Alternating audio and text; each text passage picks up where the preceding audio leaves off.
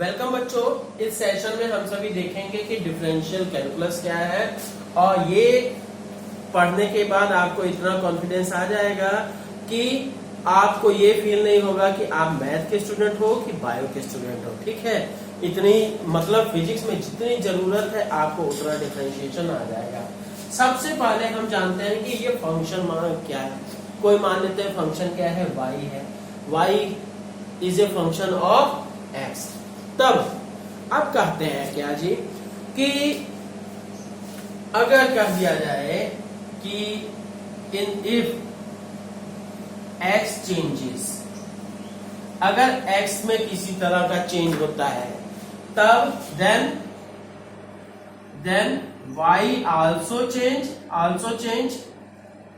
ठीक, अब ये कर सकते हैं कि then you can say delta y by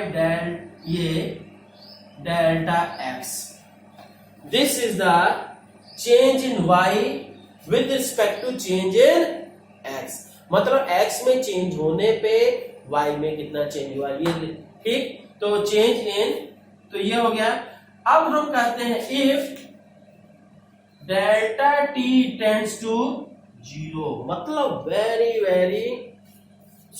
delta x tends to 0। ठीक है, तब क्या हो जाएगा, हाँ, तो ये आया then delta y divided by delta x will be called differential coefficient, differential coefficient। ठीक है, तब इसको हम कहेंगे differential coefficient.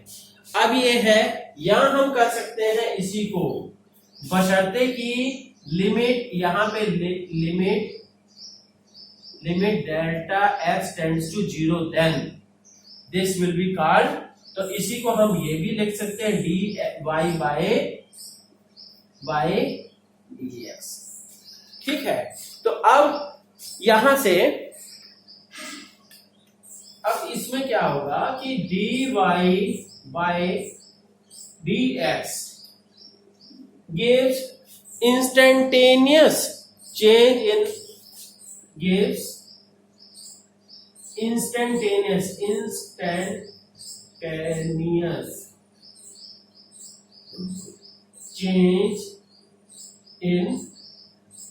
y with respect to x।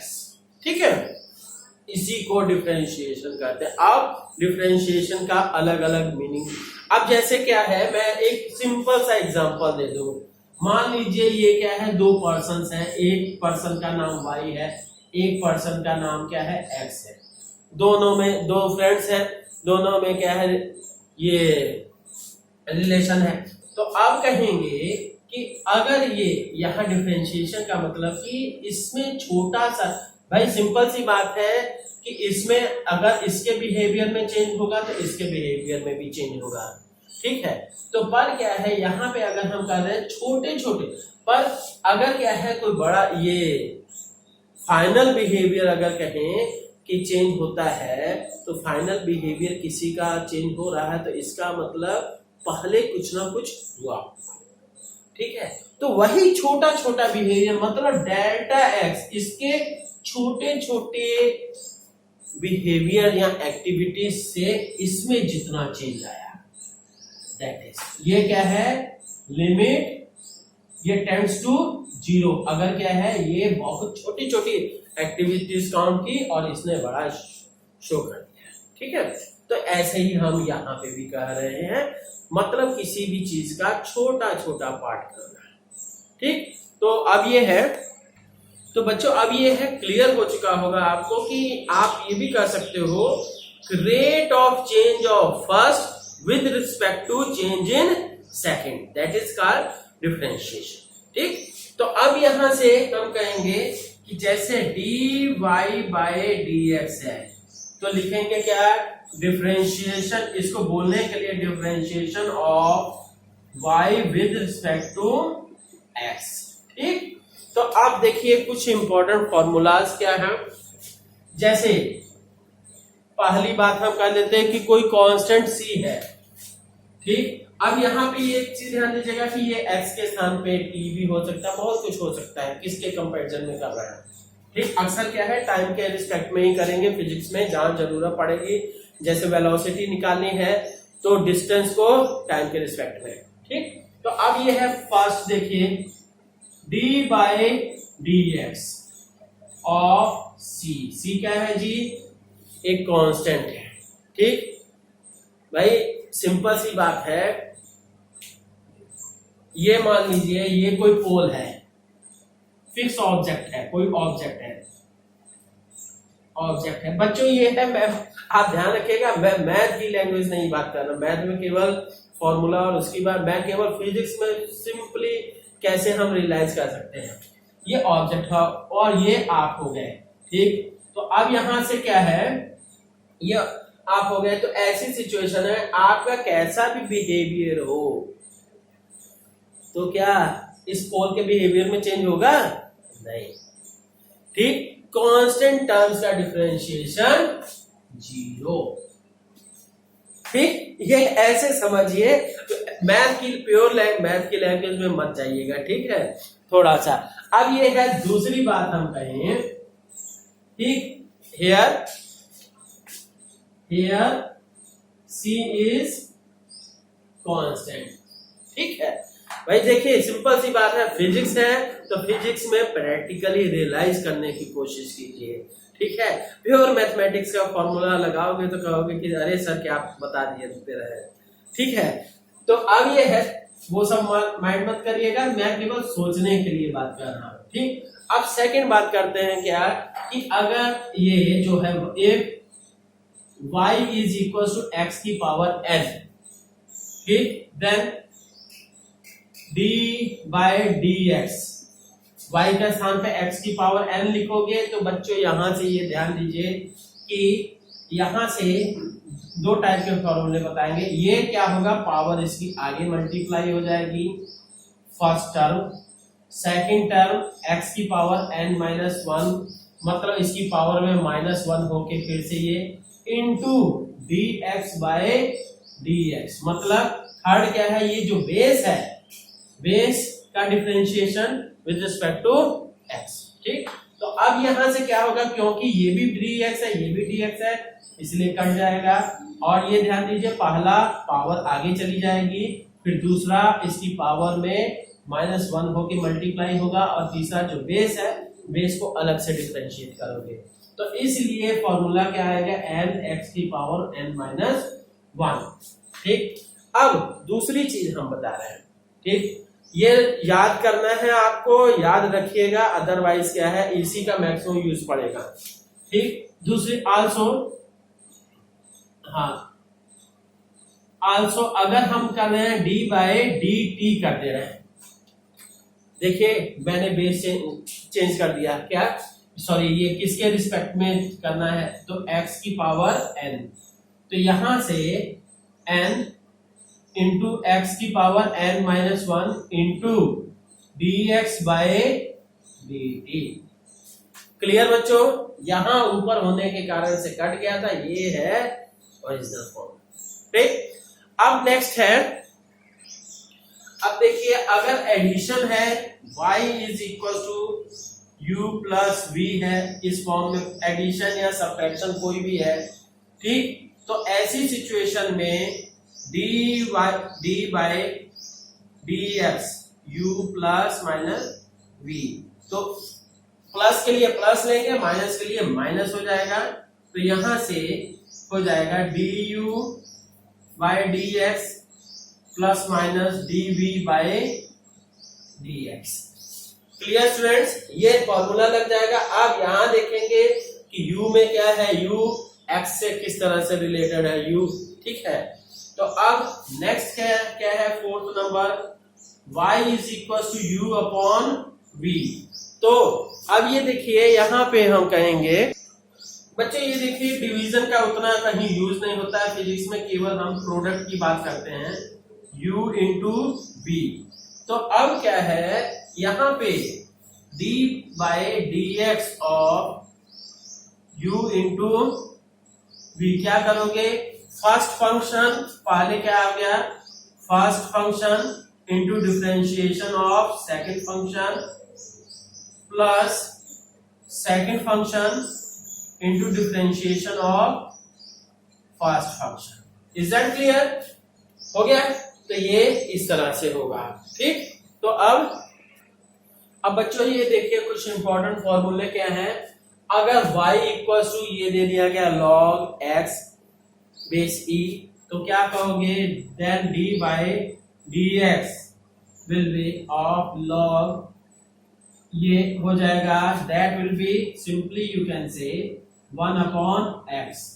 ठीक, अगर क्या है बच्चों ध्यान दीजिएगा, बेस e के स्थान पे कुछ और होगा तब अलग हो जाएगा। ठीक, तो अब ये है इसका d by d x of ये, हाँ तो ये ऐसे का ऐसे ही रह जाएगा, इसका भी कहीं यूज नहीं आता है, इसी का मेन यूज आता है। ठीक, तो अब और ये तीनों फॉर्मूला का यूज बहुत आता है। ठीक, तो अब ये है, ये ध्यान रखिएगा, सारा का सारा आपको रटना है। ठीक है, ठीक, तो अब ये देखिए क्या, d by d x of sine x, sine का क्या होता है कॉस, सीधे कॉस एक्स हो गया। फिर उसके बाद क्योंकि x है तो इसलिए dx कट जाता, कोई मैटर नहीं।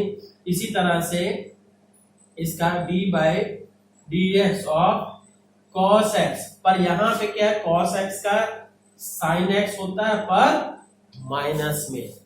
ठीक, इसी तरह से हम कहेंगे tan एक्स का d by d x of tan x will be equal to minus, sorry minus नहीं लगेगा, sec स्क्वायर x।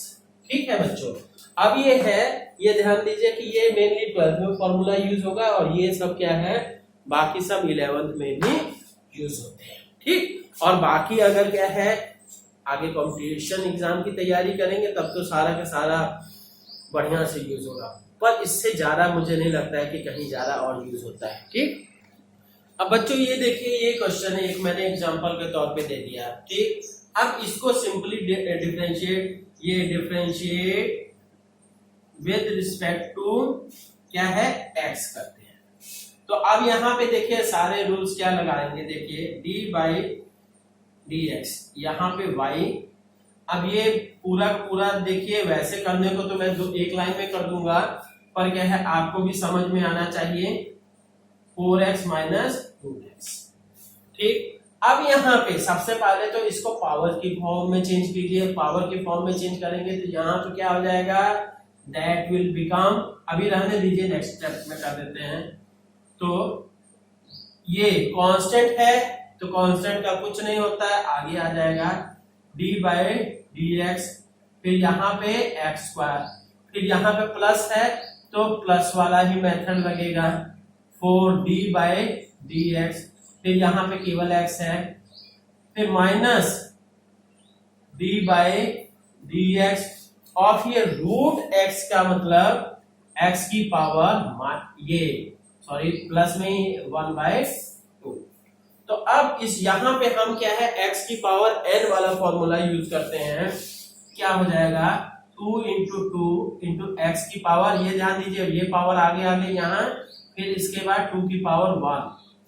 ठीक, क्योंकि दोनों बेस सेम है तो आगे कुछ करने की जरूरत नहीं है, प्लस 4 इंटू 1 इंटू एक्स की power 1 minus 1 minus 1/2 into x की power 1/2 minus 1 into dx by dx, कोई मतलब नहीं है। ठीक, अब इसको थोड़ा सा हम और सिंप्लीफाई कर देते हैं, क्या हो जाएगा कि dy by dx will be equal to 2 दूनी 4 4x और फिर 4 x की पावर 0 मतलब 1। ठीक, तो माइनस ये हाफ आ गया और x की पावर माइनस 1/2 मतलब ये रूट x नीचे चला। ठीक है students, this will be the answer.